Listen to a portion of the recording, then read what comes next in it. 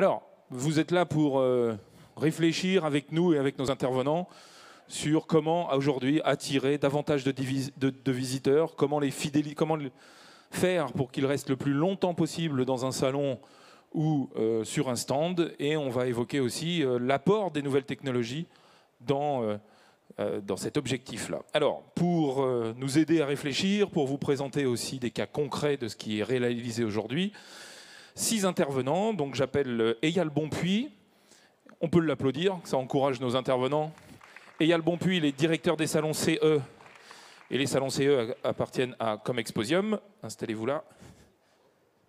Florian Courgenouille, qui est directeur marketing de Gumeo. Voilà, et Eyal et Florian vont évoquer avec nous donc les salons CE, la problématique d'attirer du visiteur, le rôle des nouvelles technologies dans cet objectif-là. J'accueille Didier Cuaz. Didier Cuaz est chargé de développement et de communication à ERDF.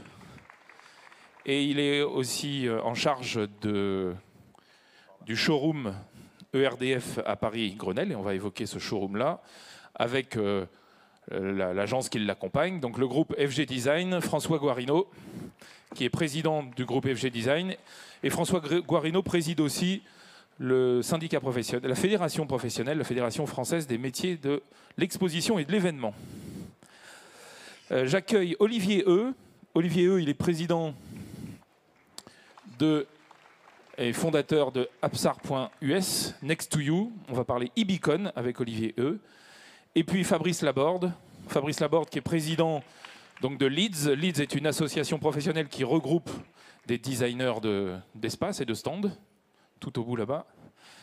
Et avec lui, on va voir comment lui et ses collègues de Leeds utilisent, encore une fois, les nouvelles technologies, dans quelles limites, etc. Voilà. Alors, on va commencer tout de suite avec un exemple concret. On va prendre l'exemple des salons CE. Vous avez un micro devant vous, Eyal, parce que je vais vous interroger tout de suite. Alors, vous êtes un organisateur de salons.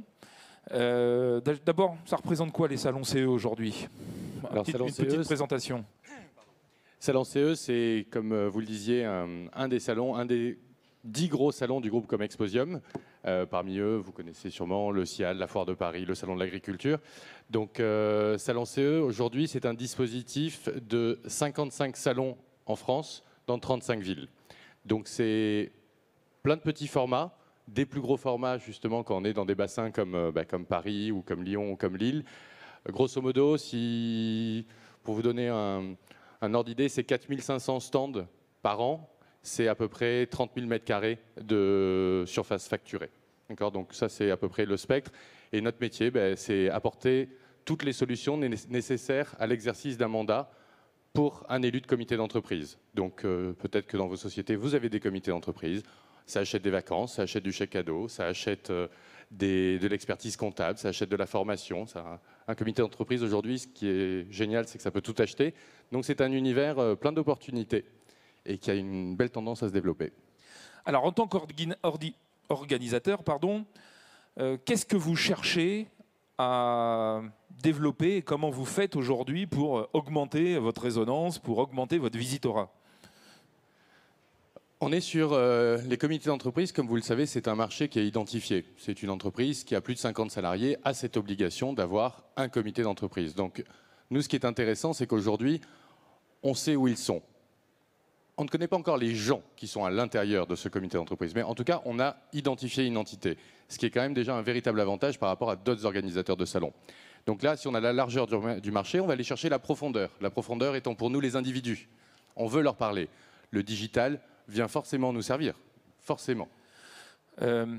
Comment vous faisiez, comment vous appréhendez la question du digital? Qu'est-ce que, en tant qu'organisateur, vous avez perçu de l'utilisation que vous pouviez faire du digital? Alors, nous, on a grandi, un salon CE, ça fait 30 ans que ça existe, donc comme tout organisateur, on est parti de notre communication print vers une communication digitale, tout simplement, dans des news, dans nos sites internet. Est arrivée ensuite la problématique du salon lui-même. Comment, quand on arrive sur un salon, on arrive à offrir à notre visiteur non seulement un véritable confort de visite. Soyons clairs, c'est ce qu'on recherche. Et pourquoi un confort de visite? Pour nous, c'est une prolongation du temps de visite, mais c'est aussi une intention de revisite parce qu'il y a passé un bon moment, parce qu'il a une bonne lecture du salon lui-même. La deuxième chose étant, en plus de ce confort, c'est réellement établir un canal de communication privilégié en étant dans son smartphone, avec notamment une application, et pouvoir le faire interagir avec le salon, mais pas que pendant le salon. On parle de chez Comexposium de 365 plus 1. Il y a un jour de salon. Mais comment on continue à communiquer avec nos cibles pendant 365 jours? L'appli est aussi une réponse à ça. Alors Florian, face à ces objectifs-là, quelle réponse avez-vous apporté précisément? Comment vous avez pris ce cahier des charges et comment vous avez réfléchi? Et qu'est-ce que vous avez développé pour satisfaire cette ambition? Alors nous, pour resituer chez Gumeo, donc on développe des applications mobiles. Et dans ce cadre-là, et avec ce brief-là, l'idée c'était d'optimiser par le digital la génération de contacts, la génération de leads on-site pour le salon. Donc là-dessus, on est sur un salon qui a de multiples événements, 34, et on a industrialisé la lecture de badges. Donc via l'application mobile, ce qu'on fait, c'est qu'on fournit aux exposants une licence. Ils téléchargent l'application mobile et ils vont avoir le lecteur de badge mobile dans leur smartphone.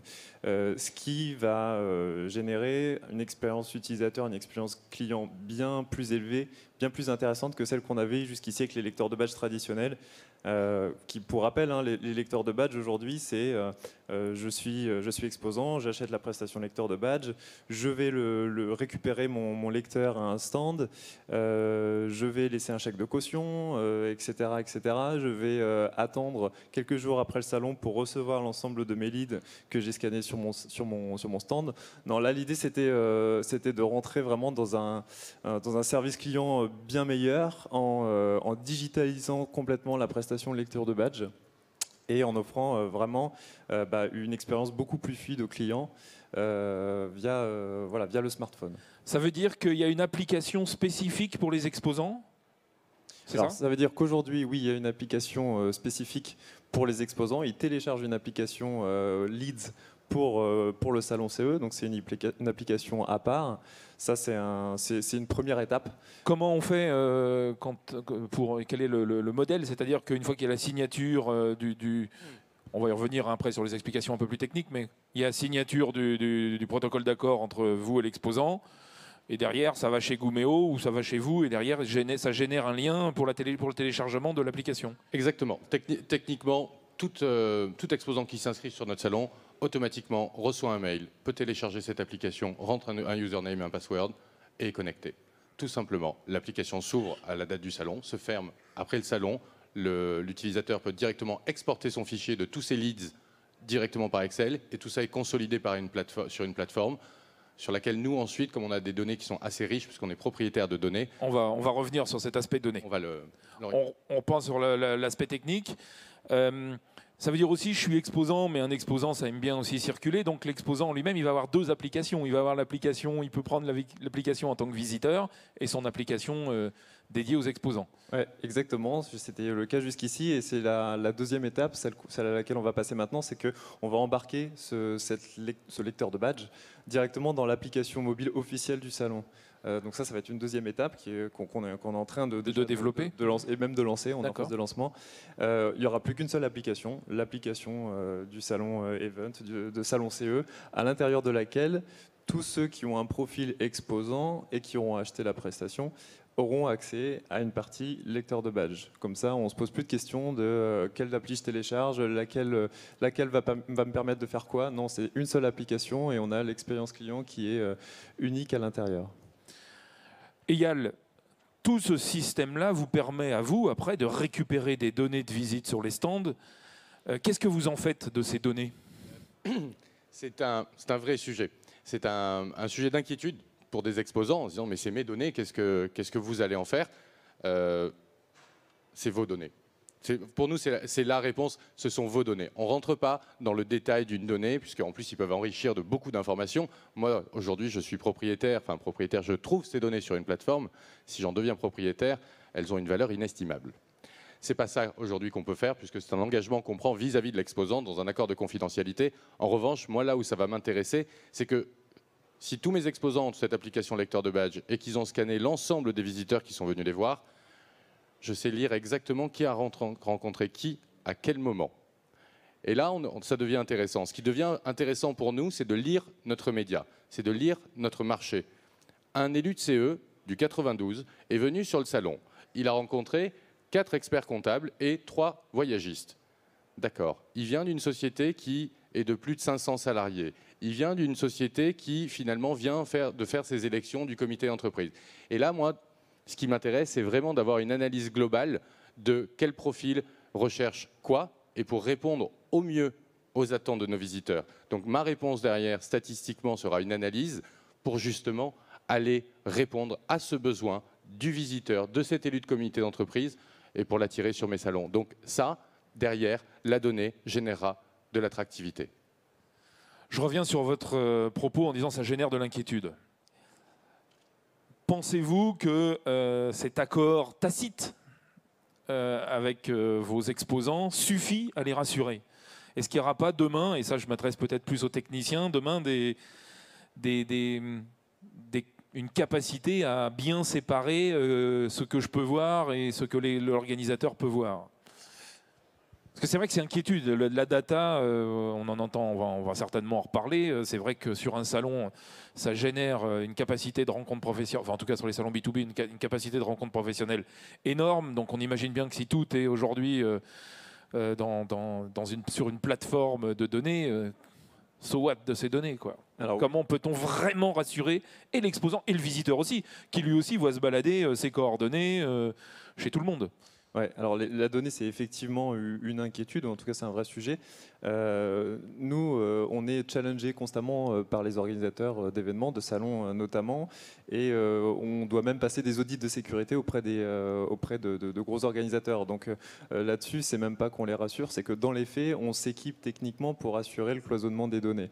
Après, ce que l'organisateur en fait, c'est pas forcément de s'immiscer dans le business, c'est même pas du tout le cas, c'est pas ça, c'est pas de s'immiscer dans le business des exposants, c'est d'apporter un service à valeur ajoutée pour que l'organisateur puisse observer les grandes tendances qui se passent sur salon. Si on étend un petit peu les services, avec un lecteur de badge qui est sur l'ensemble des stands, on peut imaginer des cartes de chaleur, des heatmaps comme on les appelle, qui permettent de savoir... Des heatmaps, c'est ça? Exactement, les cartes de chaleur qui permettent de visualiser le trafic sur son salon, quelle zone est la plus visitée, par quel type de profil, et à partir de là, l'organisateur a vraiment de la donnée pour pouvoir optimiser son salon, son organisation, l'implantation de ses stands, et même pouvoir réfléchir à une différente commercialisation, pricing de stands selon la zone dans laquelle le stand se trouve. Eyal, est-ce que vous envisagez, vous, une sorte de yield? Alors le yield, on peut l'expliquer, c'est quand vous achetez un billet de train sur Internet, les prix varient en fonction du taux de remplissage du train et en fonction de la durée à laquelle vous achetez ce billet. Donc là, on ne parle pas de durée ni de taux de remplissage, mais est-ce que en fonction de ce heatmap, donc de cette carte de chaleur, et donc vous savez pertinemment quels sont les axes principaux traversés par vos visiteurs, donc au bout d'un moment, ces axes principaux-là, ils ont une valeur supérieure à d'autres. C'est un grand sujet chez Comexposium en ce moment. On appelle ça des zones prime. Finalement, définir un prix au mètre carré plus cher à un endroit qu'à un autre parce que l'achalandise y est plus importante. Oui, c'est quelque chose sur lequel on travaille, forcément. On a aussi des coûts et donc on doit développer aussi de la rentabilité sur nos événements. Donc oui, on y travaille. La heatmap, une vraie belle solution. Enfin, si je prends l'événement N-1 et que je dis, regardez, voilà pourquoi dans ce secteur, le prix du mètre carré est plus important, je veux dire, j'accompagne mon discours d'une réalité. Et là, il n'y a plus de doute. Si je peux me permettre, excusez-moi, un des points qui me paraissait intéressant tout à l'heure, c'est que quand un exposant rentre dans ce concept d'application lecteur de badge, toute l'inquiétude est là, en effet, des datas. Mais ce qu'il va chercher d'abord, et ce qu'il attend de nous, vous le savez, aujourd'hui, on est tous héroïstes. On attend tous un retour sur investissement. On participe à un salon, ça coûte beaucoup d'argent. Beaucoup d'argent, facialement et dans les coûts induits. Et par rapport à ça, cette solution apporte réellement de la productivité commercial sur le salon. Non seulement je vais récupérer ma donnée, mais derrière, je vais pouvoir la collecter et la traiter.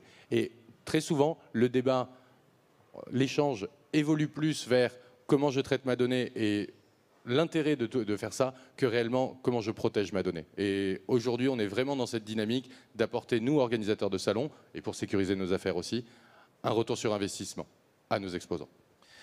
Autre prolongement sur le modèle économique, avant vous louiez ou en tout cas vous récupériez un peu d'argent de cette location de machines lecteurs de badge. Comment aujourd'hui, est-ce que l'appli que développe Gumeo pour vous, est-ce que c'est un centre de coût, est-ce que c'est un investissement, ou alors il y a une possibilité ou une réflexion, ou c'est le cas aujourd'hui, que ça soit aussi un centre de profit? On a initialement, comme tout organisateur, qu'est-ce qu'on fait? Quand on développe quelque chose de nouveau, on n'a pas tendance à développer puis arrêter ce qu'on fait. On empile les coûts. Et on les empile fortement. Donc, est-ce que Gumeo nous a coûté? Oui, au début. Par la suite, finalement, on s'aperçoit que ça peut devenir très rapidement un centre de revenus. Je m'explique. En effet, on avait des vieux lecteurs de badge. Si on prend vraiment cet exemple pour l'exposant, des vieux lecteurs de badge où on avait un prestataire qui venait, qui installait ses équipes, qui distribuait. C'était du temps pour l'exposant, tout ça, et des coûts importants pour nous. Aujourd'hui, on a quoi? Cette fameuse application qui est en location. Elle est totalement dématérialisée. Je peux la télécharger, je l'utilise. Pour vous donner un exemple, un lecteur de badge coûtait 408 € ici à Paris, et notre application lecteur de badge, on la vendait 130 €. Sur la première année, on a fait un choix. Notre application lecteur de badge a été 100% gratuite pour 100% de nos exposants, au risque de perdre notre business du lecteur de badge classique. Mais on a investi là-dedans. Une fois que les gens ont connecté avec cet univers merveilleux de l'application lecteur de badge, toute sa flexibilité, on est allé un cran plus loin. On l'a inséré dans notre prix. Notre droit d'inscription sur le salon des comités d'entreprise aujourd'hui a augmenté de 100 € pour 3 applications, 3 licences. Ça veut dire quoi? Je vous laisse faire le calcul quand on fait 4500 stands. Eh oui, bravo. Une question, Florian, vous allez peut-être pouvoir y répondre, c'est l'approche Gumeo et des salons CE ubérise le lecteur de badge. Ouais, c'est ce que certains de nos clients nous disent aujourd'hui. Alors ça dépend ce qu'on met derrière le mot ubérisé qui est très tendance. Si ubériser, c'est repenser un service pour lui redonner de la valeur pour les clients, que ce soit un service fluide et qu'on n'augmente pas les coûts par la même occasion, alors oui, dans ce cas-là, sur le lecteur de badge, on peut dire qu'on ubérise le service. Merci en tout cas de ces explications. Je pense que ça soulève aussi un certain nombre de thèmes sur lesquels on va revenir plus tard. Didier Cuaz, François Guarino, on va évoquer le showroom ERDF. Formidable. Alors, dites-nous un petit rapide présentation de RDF et rapide présentation de la vocation de ce showroom à Paris-Grenelle. Bien, alors tout simplement, pour faire simple, ERDF, c'est Électricité Réseau Distribution France. Alors pour tchaquiner la maison mère EDF, parce que nous sommes filiales d'EDF, je dis souvent que c'est EDF avec un petit air sympathique. Donc nous, on exploite 1 300 000 km de ligne, 15 milliards d'euros de chiffre d'affaires, 38 000 salariés. Et ce qu'on fait, c'est qu'on amène les électrons jusqu'ici et partout chez les citoyens, puisque on est chargé de distribuer l'électricité en France. Et nous avons un saut technologique majeur, puisque nous faisons évoluer les réseaux vers des réseaux intelligents, ce qu'on appelle les smart grids, donc les objets connectés. Et ce qui démarre cette année, c'est le déploiement des compteurs intelligents Linky. On va remplacer tous les compteurs des Français. À partir de décembre, là, on va de 2016 3 millions, et puis on va changer tous vos compteurs pour les rendre communicants, permettre de relever les consommations à distance, permettre de facturer réellement sur la consommation réelle, et puis d'avoir des services pour les fournisseurs d'énergie que sont EDF, GDF Suez, c'est le vieux nom, et de faire des tas de choses nouvelles dans ce. Alors, ça veut dire quoi? Des contingences techniques, on va vivre l'intégration des systèmes d'information des télécoms dans le réseau électrique. Alors, une fois que tout ça est dit, il y a à peu près 20 mois, on s'est dit que finalement, peu de gens connaissaient nos métiers, peu de gens comprennent ce que c'est que la transition énergétique. Donc on a finalement rénové un site dans Paris qui se trouve boulevard de Grenelle, un peu plus de 500 mètres carrés, et on est parti d'une feuille blanche. avec nos partenaires, en particulier le groupe FG Design, on a réfléchi à comment on allait organiser des parcours, une rencontre client sur finalement la pédagogie de la transition énergétique et qu'est-ce qu'on allait expliquer, comment on intègre les énergies nouvelles, comment ça se passe avec les éoliennes, les parcs solaires et comment avec une maison reconstituée comme chacun d'entre nous, avec des appareils nouveaux, on va pouvoir suivre et mieux travailler sur la consommation d'énergie et également parler du véhicule électrique. Donc cette démarche-là, eh bien, elle a conduit à la mise en place de systèmes immersifs avec des choix très très difficiles à faire parfois. Est-ce qu'on raconte tout sur des écrans interactifs? Alors on a fait un choix combiné de faire de l'animation avec aussi des chargés de communication et qui permettent aussi d'utiliser ces technologies-là. Là, on a 20 mois d'existence, plus de 10 000 visiteurs. Alors on est sur invitation. Nos clients et nos visiteurs, ça va du ministre jusqu'à monsieur et madame Michu. Et maintenant, dans ce qu'on évoquait tout à l'heure, et pourquoi moi je suis vraiment ici comme un gosse dans un magasin de jouets, puisqu'on a toutes les technologies du marché, du monde, tout ce qui est en mouvement, et on pourrait avoir l'impression qu'on n'a plus qu'à faire son choix de picorer, mais en fait la problématique c'est de trouver le bon outil et le contenu derrière, de mettre le bon contenu. Alors ça, c'est un travail entre ceux qui proposent les technologies et puis nous qui avons un peu la connaissance métier de trouver le bon deal. Donc c'est beaucoup de travail en parallèle en mode projet pour dire voilà, je vais développer tel outil, ça va me servir à faire ça. Nous, notre réflexion maintenant, c'est comment aller plus loin. C'est comment, en créant peut-être des outils de virtuels, de sites internet, des visites 360, où on va essayer de valoriser encore plus ces espaces-là. On a aussi nos salons. Malheureusement, le salon des maires, compte tenu des événements, a été annulé. On fait des rencontres institutionnelles en salon des maires, foire de Paris, salon de l'agriculture, et on organise cette rencontre client avec effectivement, quand je parlais du déploiement du compteur Linky, eh bien on va montrer sur des grandes cartes géographiques où va aller, à quel moment chaque département ou chaque ville en système de léopard, puisqu'on va en mettre un peu partout, tout ça va fonctionner. Mais il y a l'appréhension du visiteur. L'élu, par exemple, il est très peu habitué à toucher un écran tactile et il aime bien qu'on lui raconte la vie, d'être accompagné par son correspondant local qui va l'amener sur le salon et qui va lui expliquer comment ça marche. Alors on va revenir sur un peu sur cet aspect. Est-ce que les nouvelles technologies sont-elles une vérité pour tout le monde? Et voilà, on va revenir là-dessus. Alors François, on revient sur Paris-Grenelle et le showroom. Vous avez ce cahier des charges là. Nous sommes une entreprise intelligente, connectée. Nous avons des nouveaux matériels. Il faut que je montre tout ça, que j'améliore la notoriété, l'image de mes produits. Comment vous vous saisissez de ce cahier des charges là et quelles réponses apporter? Il y a un petit PowerPoint sur justement le showroom Paris-Grenelle. Donc on va voir quelques images. Alors bonjour. Tout d'abord, tous les clients aujourd'hui ont la même problématique que Didier et ERDF. Alors d'abord un cahier des charges avec Didier, vous l'avez remarqué, c'est assez facile parce qu'il s'exprime énormément. Donc après il faut trier. Donc il faut mettre des équipes en place et des gens qui ont un savoir, des gens qui sont effectivement spécialistes. Alors dans l'aménagement, bien évidemment, le groupe a un savoir-faire dans les espaces, le stand, on s'est connu avec ERDF par le stand, mais aussi pour les showrooms. Ensuite, il faut mettre des équipes qui sont spécialisées sur le digital, l'interactivité et toutes ces technologies. Et bien sûr, réfléchir. Et ensuite, orchestrer avec des prestataires différents, des gens qui sont capables alors des startups, etc. Didier en a trouvé, nous en avons trouvé. Et on met au point un système. Alors un parcours, comme on dit très souvent, comme on emploie le terme, ça devient un parcours émotionnel, un parcours d'expérience et qui va créer un lien entre la marque et le client ou le visiteur. Et on va essayer de ponctuer ces éléments pour que ça soit compréhensif, pédagogique, etc. Et surtout qu'il mémorise. Alors l'effet toile après, c'est de pouvoir donner un champ d'application beaucoup plus important.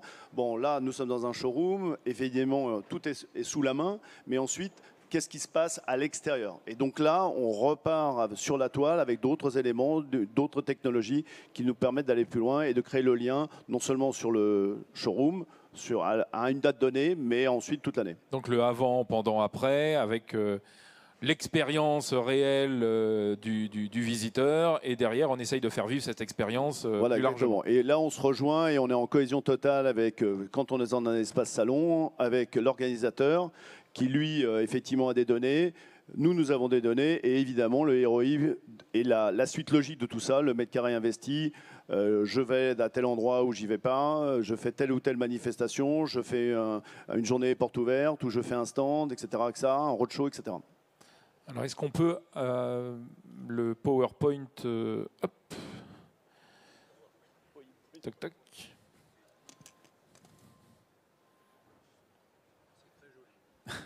Voilà. Bon. RDF, magnifique logo. Donc, une petite présentation. Oui, rapide, parce que évidemment, ça a duré pendant des mois. À la fois la période de création et de mise en place. Ensuite, la réalisation. Donc, on est parti du coq quand même qui avait été aménagé par les services généraux RDF, puisque c'était un bâtiment qui leur appartenait. Et ensuite, on a fait toute la décoration. Et ce qui est bien dans ce type de projet, c'est qu'effectivement, on part d'un prototype, parce que toute première, c'est un prototype, un stand, un showroom. C'est un prototype. Mais là, on le fait évoluer. Et on le fait évoluer avec la nouvelle marque RDF déjà, et en même temps, le nouveau logo. Et en même temps, on le fait évoluer, comme disait Didier, avec les nouvelles technologies. Et bien sûr, on évolue à vitesse grand V, parce qu'il faut être toujours signe de showroom ou de lieu high-tech et extrêmement communicant. Alors Didier a oublié, mais je le dis parce que c'est aussi de chez lui, de la Défense, il a un moyen aussi d'intervenir sur des écrans. C'est-à-dire qu'il y a un visiteur ou il y a une visite spécialité, et bien de la Défense, ils peuvent envoyer des messages. Chat, faire un chat ou... Direct. Ok. Donc voilà, donc, après, si vous voulez décrire un petit peu ce qu'on voit, Didier. Une entrée, voilà, vous avez vu l'entrée, l'extérieur, l'entrée ici intérieure. Donc on est comme dans un pavillon d'un grand salon, on est comme dans un stand. Hein. Voilà, exactement. Salle polyvalente, on peut faire des conférences, on peut faire des visites. On voit quelques animations déjà avec des systèmes de projection, des écrans interactifs, une voiture électrique qui est positionnée. Donc voilà, bon, c'est juste pour donner... disons une vision un peu d'un showroom, on le voit. On a un mur tactile qui est à droite, c'est-à-dire qu'on a des pressions et grâce à ces pressions, on peut interroger le mur et les produits qui sont à côté. On a tout de suite les éléments en grand format à côté de ces produits. Et là, par exemple, il y a une animation qui a été créée par une start-up juste en face de nous, qui était en fin de compte un site, on va dire une région, et comment eux, RDF, mais ça Didier peut en parler encore mieux que moi, travaillent avec effectivement nous, les citoyens et les réseaux de distribution. Voilà quelques images. L'adresse, comme ça, si les gens veulent aller voir. L'adresse, c'est 127 Terre, boulevard de Grenelle, et puis effectivement, je suis client et fan des remarques des uns et des autres. Venez nous voir, ce serait sympa. Je vais vous montrer tout ça parce que bon, il y a des outils. Les concurrents de FG Design, c'est une occasion. Peut-être, mais non, mais avec plaisir. Personne à la science infuse. Là, on a travaillé. Alors, en plus, ça fait des petits parce que effectivement, EDF ayant vu ça, eh bien, là, on travaille sur les showrooms EDF. Donc, une entreprise historique EDF ou même la filiale ERDF. L'objectif aussi pour vous, c'est de montrer que vous êtes, même si vous êtes issu d'une longue tradition, vous êtes aussi plein dans la modernité. C'est aussi un enjeu pour vous. L'enjeu, c'est ce que je disais en introduction, l'enjeu c'est la transition énergétique. C'est sans l'évolution des réseaux, on ne fait pas ce que notre cher ministre Ségolène veut qu'on fasse à l'horizon 2020-2030. Donc l'idée, c'est d'en parler. Vous voyez, c'est qu'est-ce qu'on va amener comme facilité pour intégrer les véhicules électriques, les bornes de charge. Alors, je peux faire la technique. On vous raconte tout ça. L'avantage de ce genre de dispositif, de manière globale, c'est de pouvoir raconter une histoire avec un niveau très général, avec des outils médias. On a une magnifique table 3D où on a des films interactifs qui ont été développés par le gars qui a fait les mises en scène de Matrix et des Pirates des Caraïbes. Et il nous a fait des outils 3D où on raconte la vie énergétique d'une smart cité. Et ça, on peut en parler à des gens qui ne sont pas des sachants.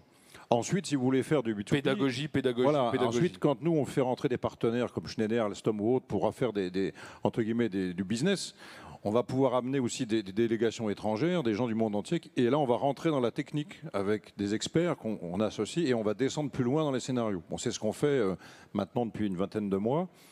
Et puis maintenant, il va falloir passer, j'ai un peu envie de dire, la vitesse supérieure pour valoriser et capitaliser tout ça. C'est un lieu qui a vocation à rester ou c'est un lieu qui a vocation à s'arrêter un jour quand vous aurez fini le déploiement de vos nouveaux... salon permanent. Salon permanent. Okay. C'est-à-dire qu'en fait, les outils sont là en permanence et on les fait évoluer. C'est-à-dire que justement, on va regarder ce qui se fait en technologie, introduire... Prenons une question simple. On en parlait. C'est pas encore forcément tout le monde n'a pas son appli QR code sur son smartphone, et donc j'ai des docs papier qui sont disponibles à la fin d'une rencontre. Qu'est-ce qu'on fait demain? Est-ce qu'on systématise le document électronique? On va en parler de tout ça. Tout à l'heure. Bon, c'est des questions qu'on se pose, que tous ceux qui sont là, décideurs autour de moi, disent, voilà, comment on va faire évoluer la relation et compléter ce qu'on raconte là-dedans? Parce que ça intéresse, mais quelle est la trace, la mémoire que garde finalement le visiteur pour après, nous, on essaie d'essaimer et de faire qu'on ait de plus en plus de monde. Merci beaucoup de cet exemple-là. On va parler e-beacon, on va prendre un exemple aussi avec vous, Olivier E. Donc, vous êtes un start-upper, vous avez imaginé, enfin en tout cas des applications autour de l'e-beacon. On va une petite présentation pour ceux qui ne connaissent pas, très très pédagogique de l'e-beacon en quelques secondes. C'est une petite vidéo. Alors, pendant que la vidéo arrive, je prends juste la parole. Elle est là. C'est un partenaire et avec la Fédération des métiers d'exposition et Event, on a créé un parcours beaconné. On va y revenir.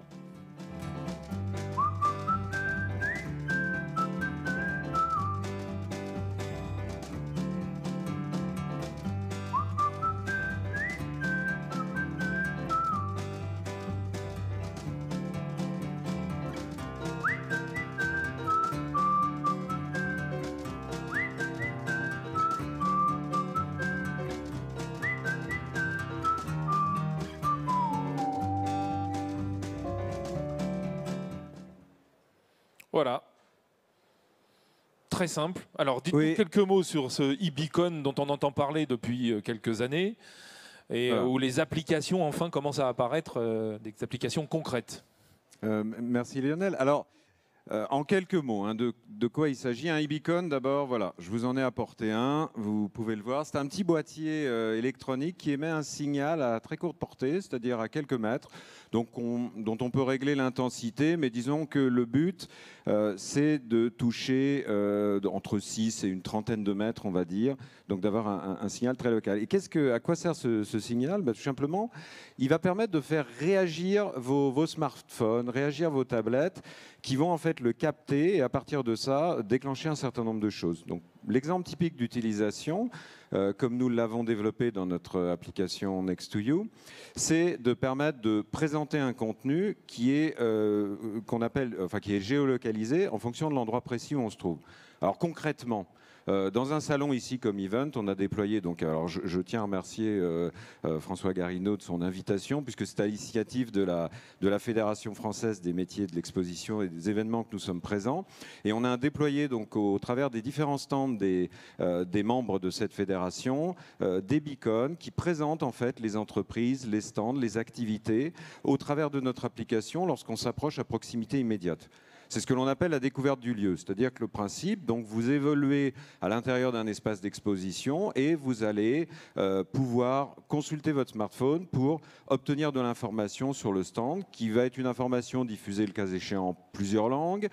Donc c'est aussi un moyen pour les visiteurs étrangers d'avoir un enrichissement et qui va typiquement contenir du contenu multimédia avec des vidéos, des images, etc. Donc ça, je vous invite le cas échéant à l'essayer dans le cadre de ce salon. Alors, au-delà, disons, de cette partie découverte du lieu, il y a également deux autres exemples d'applications innovants. On peut peut-être... C'est ce que vous avez développé au MEDEF? Oui, typiquement. Si Donc, vous avez, on va voir la petite vidéo au MEDEF. Alors, juste avant peut-être, Lionel, d'engager cette vidéo, je voudrais vous montrer ce que vous allez voir. Au cours des universités d'été du MEDEF, donc, qui sont tenues fin août, on a déployé notre système au complet. Donc, dans la partie MEDEF, on a une partie stand d'exposition avec un certain nombre d'entreprises qui présentent leurs activités. On a également une partie conférence, comme ici, sur lesquelles on a utilisé les beacons donc, pour fournir de l'information en temps réel. Et on a déployé deux services importants. C'est d'une part le guidage, c'est-à-dire qu'en fait les visiteurs avaient la possibilité de se guider à l'intérieur de l'espace d'exposition en utilisant les beacons comme un système GPS, mais qui fonctionne à l'intérieur des bâtiments. Donc, on indique un stand, on le trouve. Et enfin, ce que l'on appelle la découverte sociale, c'est une application qui permet en fait de publier un profil. C'est-à-dire, vous créez votre profil, typiquement vous importez votre profil LinkedIn, votre profil professionnel, et vous le diffusez autour de vous. Mais à quelques mètres, c'est-à-dire pour les personnes qui sont à proximité immédiate de l'endroit où vous vous trouvez. Et en fait, on utilise également les beacons comme relais en fait, pour identifier la localisation de l'utilisateur. On regarde l'exemple du MEDEF et on revient sur cet exemple MEDEF.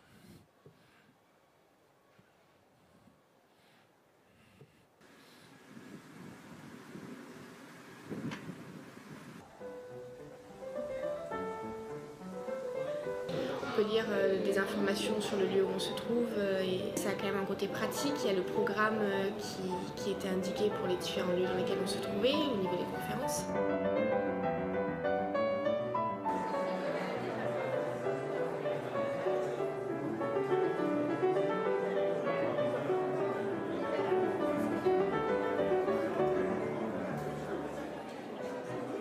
Donc là, je recherche un stand. Hop.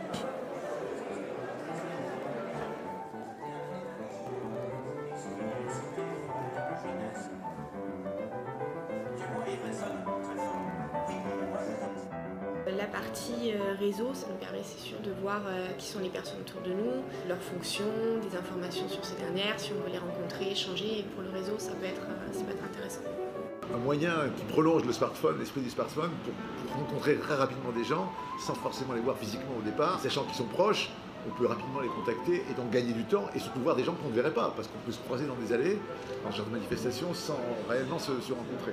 On recherche les contacts, on recherche, et voilà, on trouve des collègues qu'on n'a pas vus depuis longtemps, avec qui on a envie d'échanger ou de partager telle chose.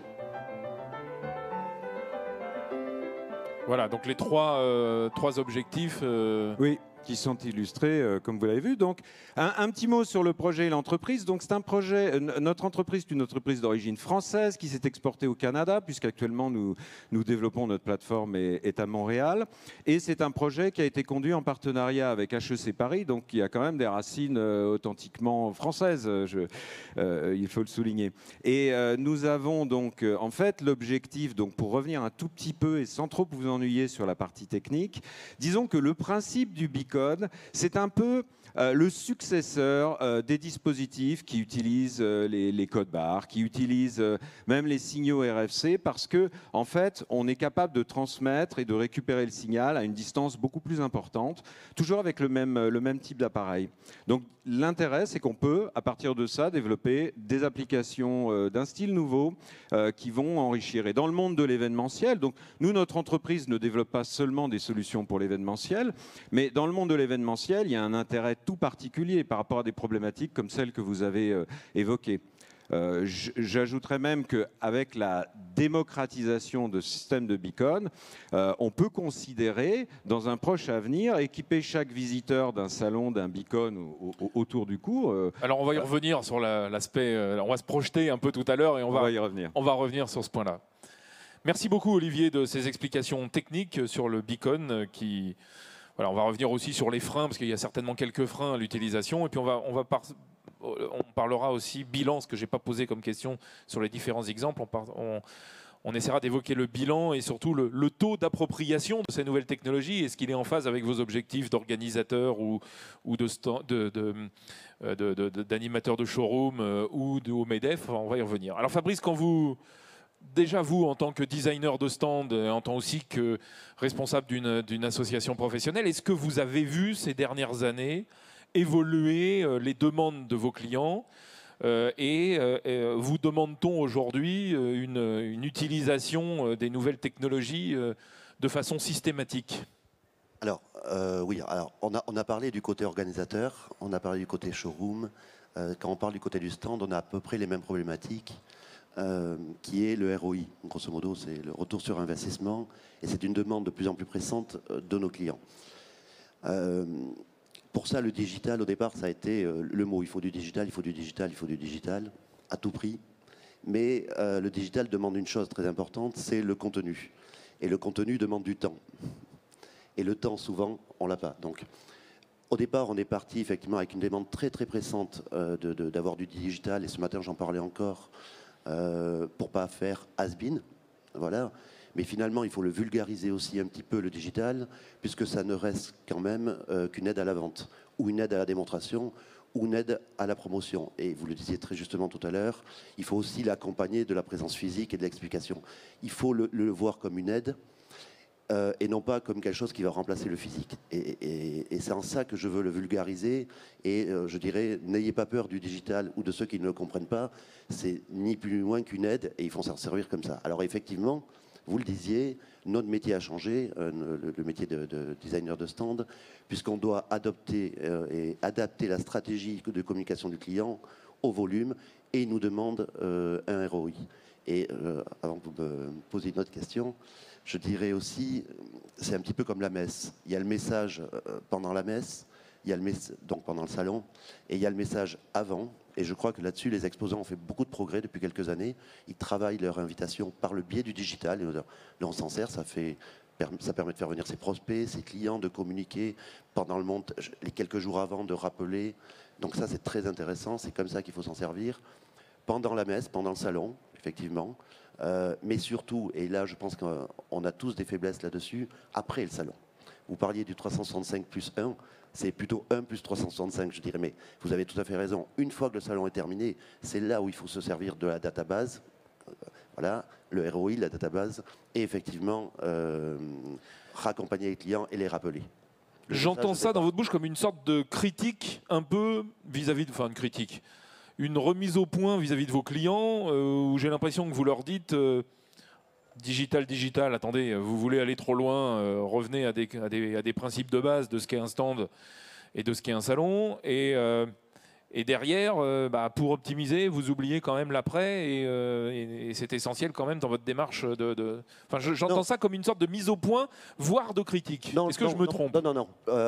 Oui et non. C'est-à-dire de repositionner le digital comme il faut. C'est-à-dire, il faut le vulgariser, il faut le démocratiser, il faut dire, n'ayons pas peur du digital, voilà, il faut s'en servir et il faut le maîtriser. Maintenant, ça demande effectivement à tous les exposants qui prennent un peu plus de temps avec les agences, c'est important, pour travailler la stratégie d'avant, du message et d'après. Parce qu'on ne peut pas travailler une stratégie de communication avant et après en 3 semaines. Aujourd'hui, c'est vrai qu'on sait faire des stands en 3 semaines, mais quand on doit incorporer la stratégie digitale, ce n'est pas possible. Parce que si nos agences aujourd'hui maîtrisent le hard, c'est-à-dire la technologie, de façon très facile, on a été obligé de venir tous, et par l'intermédiaire du LIS notamment, au contenu. Or, le contenu, ça ne se fait pas en 15 jours, parce que le contenu, ça se travaille. C'est un échange qu'on doit avoir avec l'exposant. Autant on maîtrise parfaitement le design au service de la stratégie, ça c'est notre métier de base. Voilà, et il a fallu qu'on incorpore effectivement dans nos agences cette création du contenu, mais ce n'est que de la discussion entre le savoir du client et le savoir technologique que nous avons. Et ça demande du temps, ça demande des heures de discussion, ça demande à connaître aussi l'entreprise pour qui on va travailler. Donc, ça demande à changer notre façon de travailler. Je dirais en règle générale, pour connaître les produits ou pour connaître le corporate ou le message que les exposants veulent faire passer, il nous faut 1 an et demi. Donc, on est efficient qu'au bout d'1 an. Et c'est là où on peut développer le contenu. Donc, s'il y a un maître mot qui doit aller avec le digital, c'est anticiper, l'anticipation. Et le digital, vous avez raison, on voit ici des choses fabuleuses. Mais si vous n'avez pas de contenu, ça reste un écran de télé. Hein. Donc voilà. Le digital, c'est bien pour faire passer le contenu. Merci de ce petit rappel à l'ordre quand même, Fabrice. Mais vulgarisation, tout à fait. Je vais refaire juste, à la lumière de ce qui se voit. Après, il y a quelques petites questions et puis on reviendra sur nos thématiques. Est-ce que je n'ai pas parlé bilan tout à l'heure, et volontairement, parce que je voudrais refaire un bilan de cette application. Est-ce qu'aujourd'hui, vous avez senti vos exposants s'approprier cette nouvelle technologie, cette nouvelle manière de scanner les stands, de scanner les badges? Est-ce que vous avez de bons résultats? Est-ce que c'est conforme à vos objectifs? 100%. Oui, il y a une véritable... 100% des exposants ont téléchargé? Alors, vu qu'elle était gratuite pour l'instant, sur cette année, 50% l'ont téléchargée. L'année prochaine, elle est payante. Donc j'imagine qu'en plus de ça, comme elle sera dans leur droit d'inscription, il va y avoir 100% d'utilisation. Surtout que je mets un terme à l'ancien système. Il n'y a plus de lecteur de badge papier l'année prochaine. Donc si on veut scanner son visiteur, faudra bien utiliser l'application. C'est un peu la discussion qu'on avait tout à l'heure. À un moment ou à un autre, quand on fait la communication, on dit bon, ben, on fait plus que du digital, on arrête le print. On a toujours un petit peu peur de ça. Ben là, c'est la transition qu'on a pris, nous, en tout cas, dans le cadre de ce lecteur de badge. Donc oui, l'adhésion est totale. On a d'excellents retours. Après, vous avez chaque exposant à sa problématique. Moi, j'ai 80 commerciaux sur mon stand. Comment je fais? Tout le monde va devoir télécharger l'application. Comment je consolide les données? Mais attendez, mes commerciaux, ils ne sont pas équipés aujourd'hui de smartphones. Ils n'ont que des BlackBerry. Ah, à un moment, vous arrivez à la fin de dire désolé, mais nous, le choix qu'on fait, aujourd'hui, on pense que le taux d'équipement est excellent. En tout cas, il ne fera que grandir. Donc, on a plutôt une vision dans l'avenir en disant à court terme, vous avez un problème. Allez vous acheter des iPod Touch ou des iPads. Réellement, équipez-vous parce qu'aujourd'hui, on ne peut plus évoluer dans ce monde sans ces appareils. Donc, c'est un peu culotté. C'est difficile, ouais, c'est culotté, c'est difficilement compréhensible. Je peux vous dire, moi, j'ai des exposants qui, chaque année, dépensent avec nous entre 300 et 400 000 euros. Et puis, vous leur dites, vos lecteurs de badge, il n'y en a plus. Il va falloir vous revoir. Et en fait, ça remet en cause tout le processus pour certains, et notamment les plus gros. Hein. Les plus, on va dire, petits, entre guillemets, sont souvent les plus agiles. Les plus gros, c'est une catastrophe. Nous ne sommes pas équipés. Comment on va consolider les données? Comment on va récupérer la base et donc la sécurité dont on parlait? Mais il faut bouger. Nous, on bouge. Et puis, je pense que si on ne le fait pas nous, eux n'évolueront pas non plus. Et qu'on est au service d'une collectivité d'exposants, on est au service d'un marché. Et on veut apporter la meilleure réponse à ce marché. C'est ce qu'on fait. Oui, il y a des dommages collatéraux. Alors, une question pour Florian et pour Olivier. Comment on fait aujourd'hui quand on a des avancées technologiques, mais que derrière, et on le voit bien, ne serait-ce que le taux d'équipement de smartphone, on a des freins techniques ou des freins comportementaux qui ne permettent pas d'atteindre nos objectifs en termes d'utilisation. Donc vous êtes des spécialistes de la technique, on est dans un entre-deux aujourd'hui, c'est-à-dire qu'on est... Oui, on prend conscience que l'ancien monde est terminé et qu'il faut rentrer dans un nouveau monde, que derrière ces technologies-là existent et sont même beaucoup plus abouties, mais derrière il y a un temps de passage qui est quand même compliqué à gérer. Comment vous essayez de prendre en compte ce changement d'évolution qui est beaucoup plus lent dans l'appropriation que tout le monde s'en fait que la technologie, elle, avance? Ouais, alors déjà, là, on peut faire des innovations qui peuvent être compliquées à utiliser. Et on peut aussi les penser dès le départ assez simples. Nous, c'est le créneau qu'on essaye d'avoir dès le départ, c'est de penser expérience utilisateur. Donc penser utilisateur final, comment il va utiliser le produit.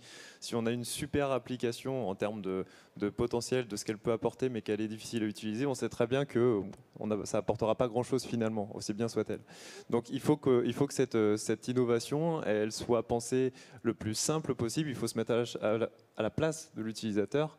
Et avec ça, accompagner, on parlait de pédagogie, de vulgarisation, on ne peut pas se permettre de livrer des innovations sans expliquer comment ça marche, sans accompagner l'organisateur de salon pour que lui, à son tour, accompagne ses clients.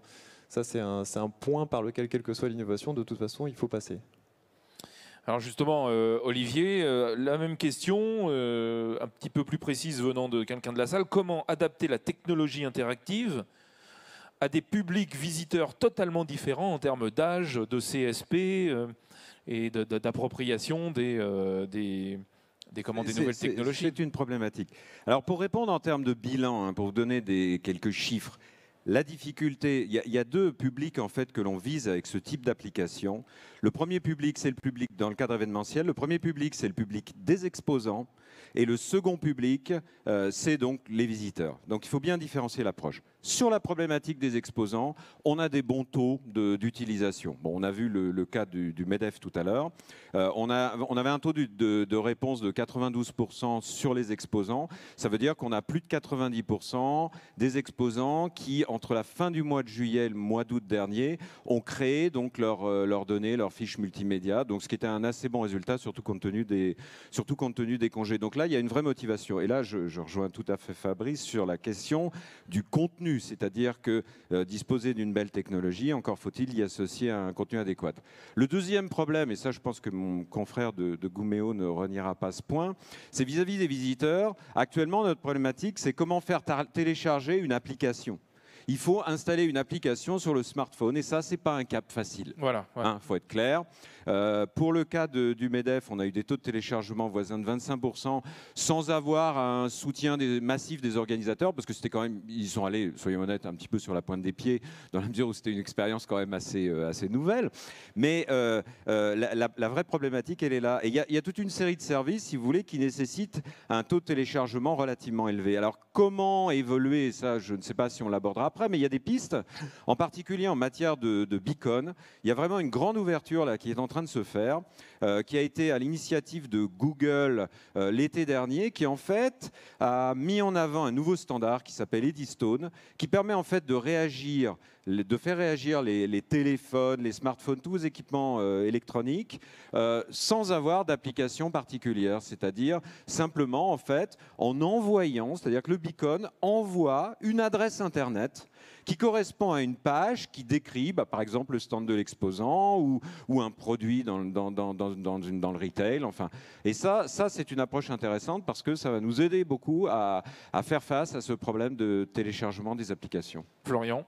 Ouais, je reviens sur le point du téléchargement des applications. Effectivement, nous, par rapport à nos clients, on voit aussi la vraie différence de performance entre une application qui va être promue par l'organisateur et l'application qui va exister mais ne pas se fondre dans l'environnement du salon. En fait, ce qui est super important, c'est ça, c'est que une innovation, elle ne vienne pas à côté d'un salon, elle vienne vraiment se fondre dans le salon en utilisant les outils de communication habituels, qu'ils soient print, digitaux, peu importe.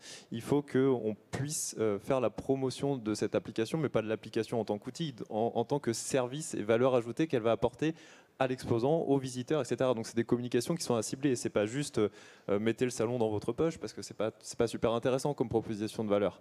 Donc il va falloir dire à quoi ça va servir. Ça va servir à rentrer en relation, ça va servir à mieux prendre des rendez-vous, ça va servir à optimiser, à rencontrer les bonnes personnes. Tel que vous l'expliquez, je ne comprends pas aujourd'hui pourquoi un organisateur, et je me tourne vers vous, mais vous faites beaucoup, pourquoi un organisateur aujourd'hui ne s'approprie pas ces outils et n'en fait pas une promotion dingue avant l'événement. Je pense qu'on le fait. Je pense qu'on le fait. Alors, vous, salon CE, mais... On a deux univers. Hein. Je pense quand on a... Alors, ils vont se mutualiser sur une seule et même application avec un environnement exposant et un environnement visiteur. C'est plutôt intéressant. Au niveau de l'environnement visiteur, on est sur des sites, parfois elles sont plus ou moins connectées selon la population. Je pense qu'ici, sur Event, beaucoup de personnes sont connectées. Quand on parle des salons des comités d'entreprise, je ne sais pas si dans vos sociétés, vous connaissez vos élus de comité d'entreprise, mais on va dire que ce n'est pas, aujourd'hui, nous, dans ce qu'on analyse, ce n'est pas les gens les plus connectés de notre univers. Cela dit, ça viendra. Donc la position, il faut la prendre. Et est-ce qu'aujourd'hui, une application visiteur doit être présente dans notre univers? Nous pensons que oui, nous pensons qu'on doit l'accompagner. Et comme je vous le disais, l'important pour nous, c'est d'apporter un service plus, d'apporter un confort de visite, d'avoir une intention de revisite, d'avoir une prolongation de son temps de visite. Donc tout ça aide. Tout ça forcément aide. Du côté des exposants, oui, la technologie est merveilleuse, elle est merveilleuse pour eux, mais elle est aussi merveilleuse pour nous.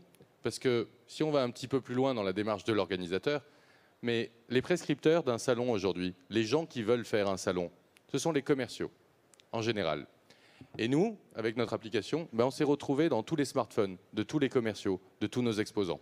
Et demain, la communication qu'on va pouvoir avoir toute l'année, c'est de les rendre encore plus prescripteurs de nos produits en disant, au fait, il y a le salon de Toulouse, de Marseille, de Lyon, de Lille, je souhaiterais y aller. Et ça, pour nous, c'est une vraie valeur ajoutée. Donc oui, on en fait largement la promotion. Fabrice?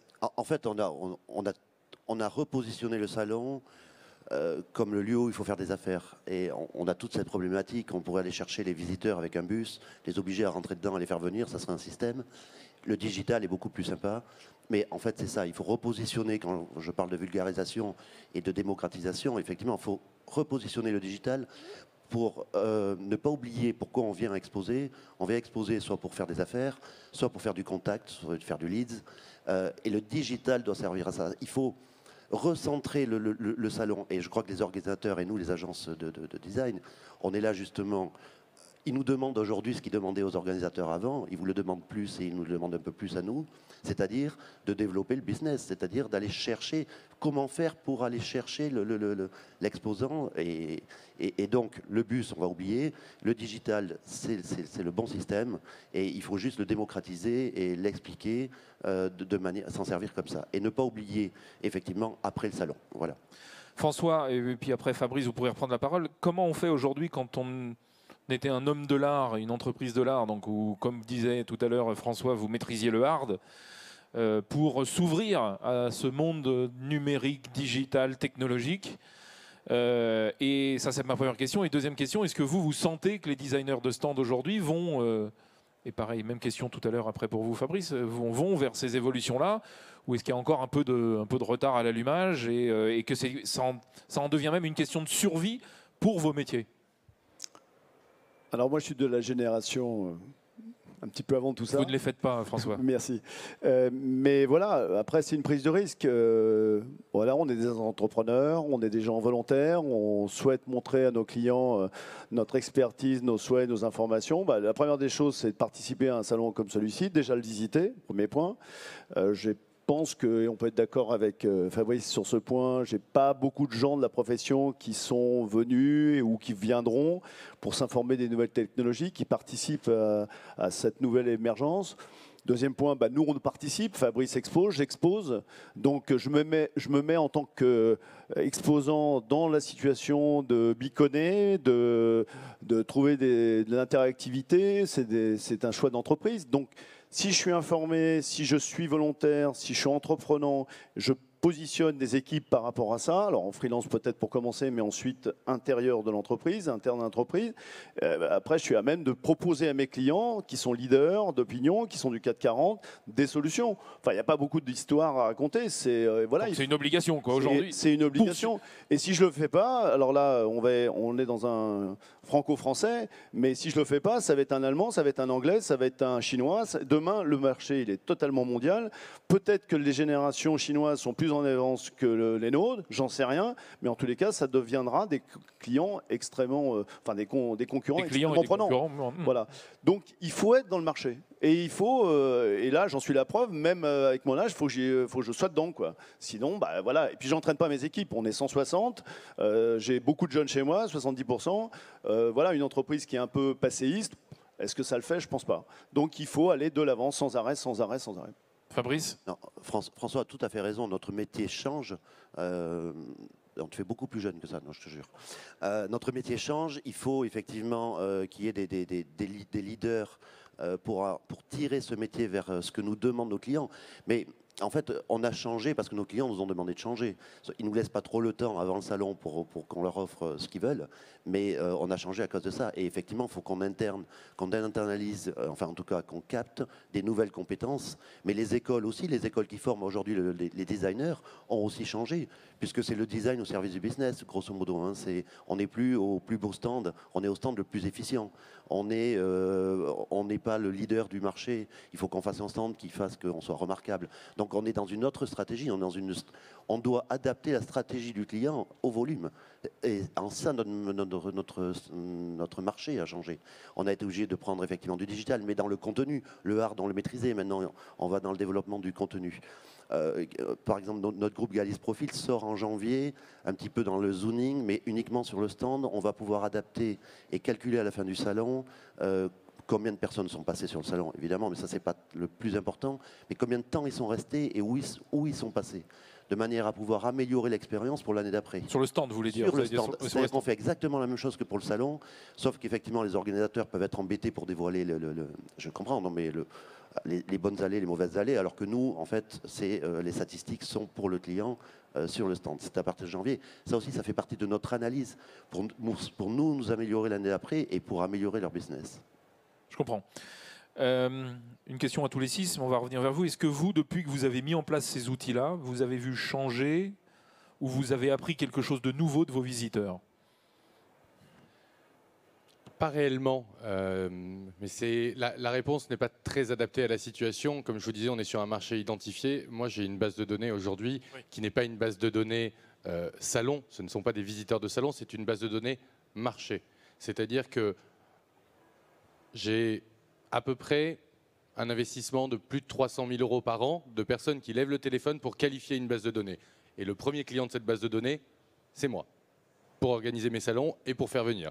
J'en ai aussi une activité parce que je propose des outils de marketing direct sur lesquels n'importe quelle entreprise peut communiquer. Donc la connaissance, je l'ai. Mais si je reviens à ce qu'on avait tout à l'heure, et c'est là où ça va commencer à devenir intéressant, je dis que marché identifié, très bien, 35 000 entreprises, on les connaît. Maintenant, j'ai besoin de connaître, en moyenne, il y a 6-7 individus que je dois connaître là-dedans.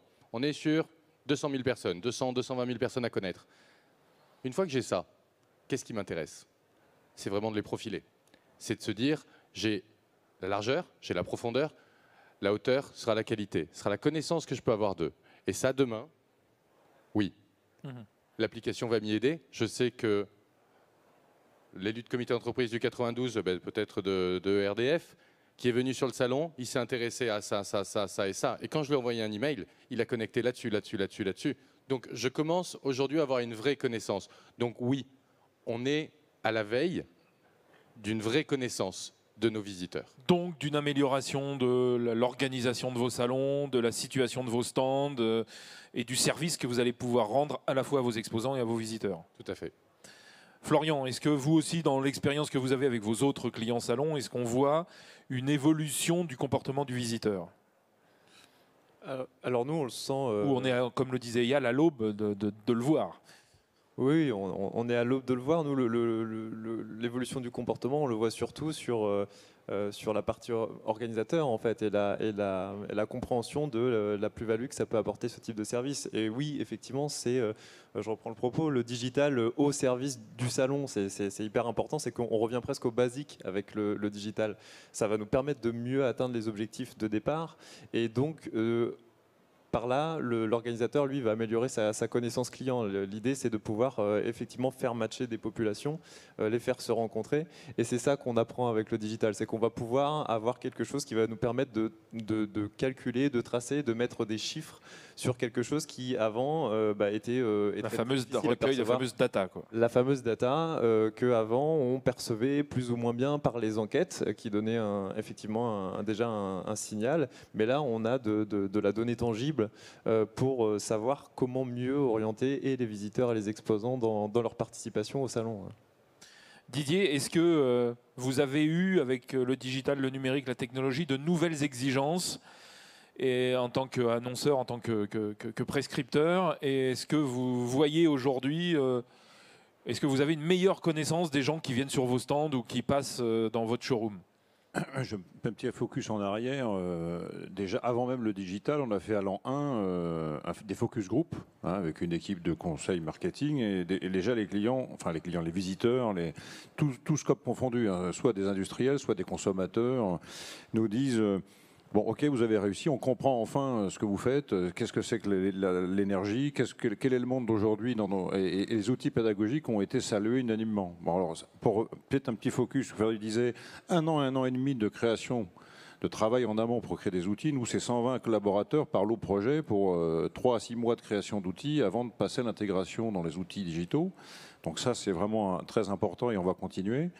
Et bon, le Rex maintenant digital, c'est plutôt envisager la suite. C'est comment monter j'allais dire en puissance. Il y a 2 axes. Déjà, on a créé une chaîne finalement des sites. On va continuer à faire des espaces pour avoir par exemple des choses dédiées aux véhicules électriques. D'ici 5 ans, tous les véhicules bleus, des techniciens qui interviennent seront complètement électriques. On a des flottes de Kangoo qui arrivent sur Paris.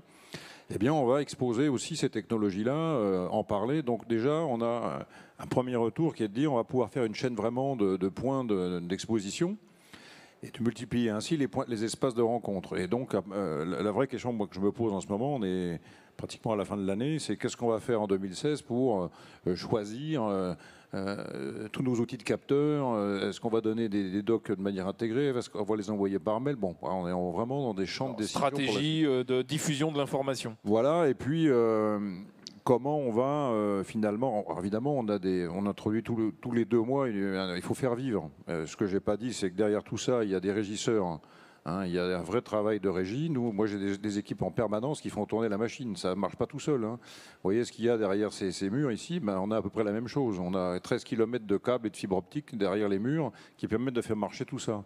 Et il ne faut pas croire qu'un animateur, tout simplement à lui tout seul, il va pouvoir allumer des écrans et réparer quelque chose. Lorsqu'un ministre se pointe, il faut que tout marche.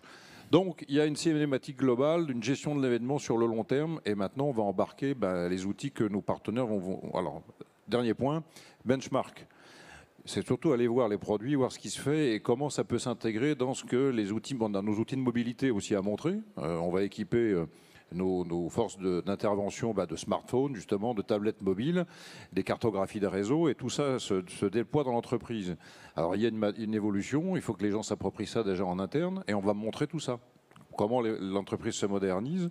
Alors, il y a, regardez, juste un exemple, les Américains, eux, quand ils font des smart cities, ils rachètent des bases aériennes, vous voyez, ils prennent les pistes aériennes, ils font rouler des Tesla et ils construisent carrément des bâtiments. Donc, on n'a pas les moyens des Américains. Donc, il faut adapter toujours l'outil à la stratégie. François, est-ce que vous avez vu les demandes de vos clients évoluer? Est-ce que vous avez... Et bien évidemment, est-ce que derrière, est-ce que vous observez dans les stands que vous construisez, que vous designez, une évolution à la fois de la scéno, à la fois du format, et donc une évolution du visiteur, du comportement du visiteur? Oui, monsieur. Oui, 100%. Ils sont tous. Je vais vous citer un cas d'un constructeur en aéronautique. Un grand PDG va à la Silicon Valley, ça y est, tout doit être digital. Et ils ont un retard considérable, et malgré qu'ils soient l'opérateur, je ne vais pas le citer parce que tout le monde le connaît. Donc il y a aussi des buzz comme ça. Vous remercie. Il y a aussi des buzz comme ça grâce à des présidents, directeurs généraux, des DG qui tout d'un coup décident d'embarquer toute l'entreprise. Alors nous, évidemment, derrière, voilà, c'est toujours la même problématique. C'est voilà, on doit être dans le sourcing, on doit être même influenceur, on doit être facilitateur aussi de toutes ces données pour que le client s'embarque avec nous et ait confiance dans ce qu'on lui propose. Et après, bien sûr, bien s'entourer avec des collaborateurs, encore une fois, des entreprises, des startups, etc., pour lui donner. Mais évidemment, voilà, on fera plus machine arrière. Et il y a effectivement, c'est un peu comme le disque, hein, c'est un peu le disque, la cassette, voilà, le CD. Aujourd'hui, voilà, ça a changé, quoi. Olivier, est-ce qu'au MEDEF, par exemple, ou dans les autres organisations, est-ce que vous voyez le comportement du visiteur changer avec ces outils? Oui, certainement, parce qu'en fait, les outils apportent une prolongation de ce qu'on faisait avant. On le fait autrement, mais il y a aussi des choses nouvelles, c'est-à-dire qu'il y a de nouvelles façons, en particulier dans la partie contact, de réseau social, par exemple, qui vont donc permettre de faciliter les échanges. On n'a pas parlé des réseaux sociaux, justement. Je voulais intervenir là-dessus. D'accord. Et donc, c'est vrai qu'il y a une évolution. Mais vous savez, c'est surtout la répétition, en fait, qui permettra. C'est-à-dire, je rejoins le point de vue de mon confrère. C'est-à-dire qu'on introduit, par exemple, de nouveaux services, une application dans le cadre d'un événement, comme ici. La première année, les gens vont être un petit peu circonspects en se posant la question de savoir quel apport ils vont en bénéficier. La deuxième année, ce sera beaucoup plus facile. S'il y a plusieurs expositions, si les gens se rendent dans différents lieux, la répétition est une aide considérable, si vous voulez, à convaincre les mentalités. Et ça, je crois beaucoup à l'évolution, disons, par ce biais. Alors, on a parlé évolution technologique, on a parlé digital, e-beacon, moyen de capter de la data, de l'exploiter, de la rendre utile à la fois à l'organisateur, à l'exposant, mais aussi utile aux visiteurs. Quelle est la place, Eyal, je me tourne vers vous, quelle est la place des réseaux sociaux dans votre stratégie de visibilité, de fidélisation et d'image de vos salons? Deux univers, encore une fois, si je prends la partie exposant, comme beaucoup d'entreprises aujourd'hui, on chasse des leads grâce aux réseaux sociaux. Principalement, on travaille sur LinkedIn. Donc on essaye, il y a une transition digitale au niveau de la société aussi pour accompagner le commerce là-dedans. C'est très important pour nous. Et ça commence un petit peu à se réveiller, puisque pendant longtemps, on a quand même pas mal pédalé dans le vide pour justement trouver des leads et des nouveaux exposants pour nos salons sur les réseaux sociaux. Donc là, on avance. Du côté du visitorat, pour nous, et du profil, honnêtement, on est au point mort. Pourquoi on est au point mort? C'est que, je reprends encore une fois, c'est un marché très spécifique, hein, les comités d'entreprise, mais je suis salarié d'une société, je suis sur LinkedIn, je suis dans ma vie privée plutôt sur Facebook. Et à un moment, j'ai un mandat. Je suis un élu de comité d'entreprise. Je suis ni sur Facebook, ni sur LinkedIn. Je suis nulle part. Alors le vide, c'est une terre d'opportunités, hein, parce que créer un réseau social de niche demain sur les comités d'entreprise, c'est évidemment ce à quoi on travaille en ce moment. Mais avant de pouvoir faire entrer réellement les réseaux sociaux ou ce réseau social et pouvoir l'exploiter, j'ai une petite tâche qui va consister à le construire. Et là, c'est beaucoup plus difficile. Mais on y travaille et on devrait y arriver. Alors, une série de questions un petit peu, et puis vous pourrez prendre la parole, je vous la donnerai dans quelques instants. Excusez-moi, petit souci technique. Un peu comme ça, vous prenez la parole, ceux qui veulent répondre prennent la parole. Le taux de fréquentation d'une zone n'est-il pas lié aussi aux exposants présents à cette place plus qu'à la place elle-même? Je me rappelle d'une intervention d'un gros organisateur d'événements dans le prêt-à-porter et qui disait dès le départ, moi au niveau des emplacements, les gros au fond. Pourquoi? Tout simplement parce que oui, ils drivent. Et vous le voyez même dans l'équipe de ce salon, on met une salle de conf en plein milieu, on va mettre un bar à l'opposé à gauche et on va remettre quelque chose à l'opposé à droite. L'objectif étant de faire monter les flux par des zones de chalandise. Donc oui, l'exposant est vecteur, est forcément vecteur de trafic. L'organisation aussi du salon et des zones est une responsabilité, ma responsabilité, pour justement que les flux soient mélangés. Alors il y a plein de façons après de perturber les flux et c'est ça qu'on cherche. Demain, quand bien même on va avoir une zone prime et la vendre plus cher, l'idée c'est d'éclater les flux et de faire en sorte que le salon soit inondé de partout. Donc la heatmap, Florian, elle a ses limites? La heatmap, elle est complémentaire. Elle va venir donner un indicateur de plus dans ce travail qui est fait là. Oui, effectivement, le salon, dans son implantation, déjà, les gros fonds, par exemple, va driver les flux. Mais effectivement, l'objectif, c'est que les flux, comme le disait Eyal, soient répartis de manière homogène. Et on peut prendre n'importe quel salon aujourd'hui, avec une heatmap, on verra que ce n'est pas le cas. Alors une question. On est conseil aussi, les agences de design, on est conseil aussi sur l'emplacement. Nos clients en amont nous demandent notre avis sur l'emplacement qu'ils vont choisir. Parfois, ils ont des choix possibles, donc on essaie de les conseiller. Et je dirais un stand qui a un pilier, c'est pas forcément aussi nocif que ça. Un stand qui est au fond, oui, si on en tire parti. Donc c'est aussi notre rôle, hein, l'ergonomie, l'aménagement, la mise en scène du stand. Alors là, on parle de stand, hein, mais dans la rue, c'est pareil. Hein, pour les magasins, c'est exactement la même chose. Le retail, alors là, dans ces domaines-là, on n'en a pas parlé, on ne va pas en parler, mais globalement, il y a des poussées extrêmes dans le digital aussi. Donc, voilà, une chaîne de magasins aujourd'hui, c'est une chaîne de magasins, mais à l'année avec ses clients. Autre question, les problématiques d'équipement des lieux dans lesquels ont lieu les salons et les exposants. C'est-à-dire que tout le développement de ces outils-là nécessite une couverture, une couverture Wi-Fi. Alors je pose la question telle qu'elle est, mais on peut globalement évoquer. Il n'y a pas de responsable de site. Mais quand moi je me souviens d'une visite au salon de l'aéronautique, alors c'était pas cette année, c'était il y a 2 ans, où alors là on pouvait même pas passer un appel, donc j'imagine que les machines devaient ramer derrière quand il fallait montrer quelque chose. Enfin je veux pas dénoncer, mais c'était le cas. Donc il y a quand même là une vraie évolution. Comment contourner la problématique Wi-Fi? Tous les halls n'en sont pas équipés gratuitement, donc il y a encore le problème du modèle économique de cet équipement. Quid du hard, quid des équipements éphémères. Et quand les exposants, quand ils ont effectivement le device, ils n'ont pas forcément accès à la 3G, quoi. Donc comment on fait, comment on gère toutes ces problématiques-là? Ça, c'est un problème parce qu'évidemment, nous, on conseille certains éléments qui ne dépendent que du Wi-Fi. On a l'accréditation de l'organisateur, voire du parc. Et là, je sais qu'il y a des investissements énormes par rapport au parc, en tous les cas, Porte de Versailles et Villepinte, déjà. Mais effectivement, il y a encore des impasses, des entre parenthèses. Ça ne marche pas toujours comme il le faudrait. Donc, je sais qu'ils s'investissent. En tous les cas, ces organismes s'organisent pour évidemment mettre le Wi-Fi à dispo. on ne peut pas satisfaire de cette réponse-là. Il y a des enjeux économiques et d'image, et des enjeux d'image énormes. Et de coût. Je suis à Unimev, donc je prends un peu la parole pour non pas les défendre, mais dire qu'ils sont en évolution. En revanche, moi, comme utilisateur, c'est-à-dire quand je préconise effectivement ce type d'instruments et de dépendance, parfois les clients sont malheureusement au point négatif. Et François ne veut pas aborder exprès le problème numéro 2, qui est le problème du coût du Wi-Fi dans les halls en France. Voilà, en plus, il y a un prix psychologique. Chacun paye 19 € le Wi-Fi à l'année chez lui et c'est 1200, 1800 sur un salon.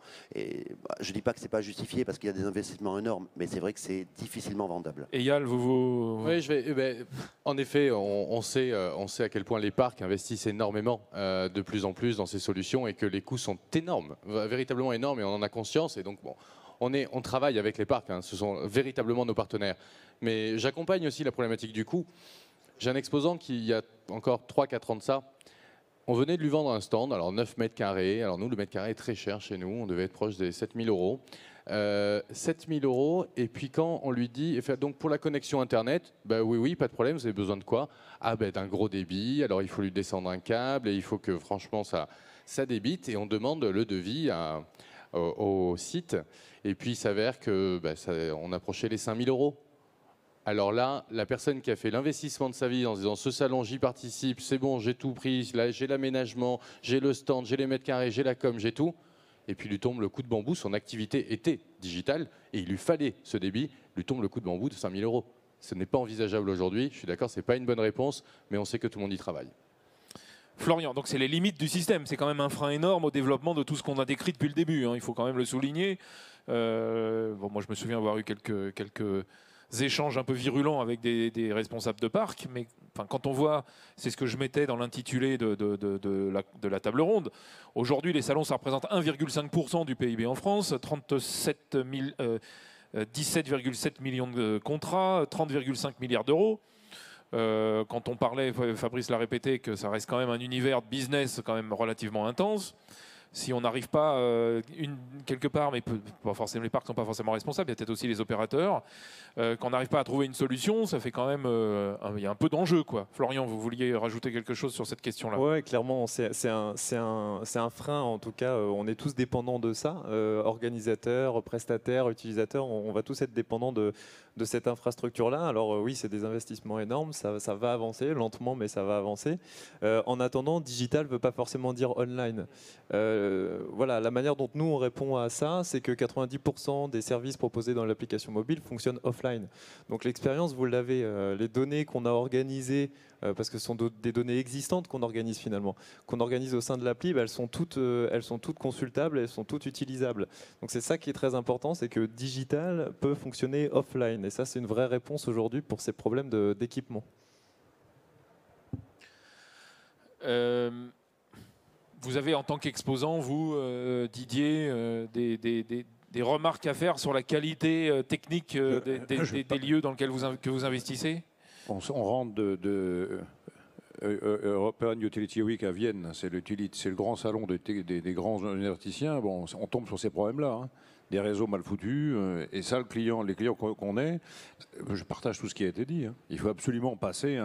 D'ailleurs, on est tellement mécontent des qualités de connexion qu'on organise, comme vous le disiez, ce qu'on amène comme outil, on les met en autonome. C'est-à-dire qu'on va faire tourner des logiciels, on les adapte pour qu'ils montrent l'expérience qu'on veut démontrer sans être, entre guillemets, dépendant des réseaux. Donc c'est vraiment le de la guerre, ça.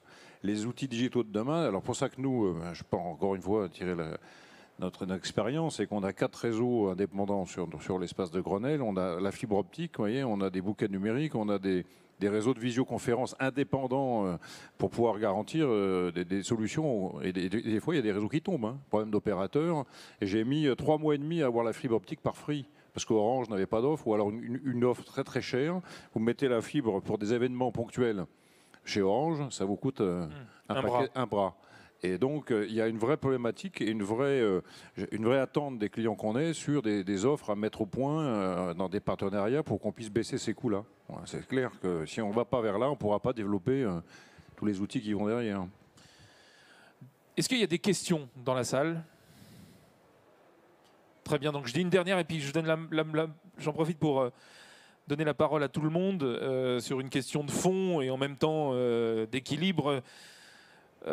À trop développer des applications pour renforcer l'aspect expérientiel, est-ce que ça ne peut pas brider, in fine, le contact humain lors des événements?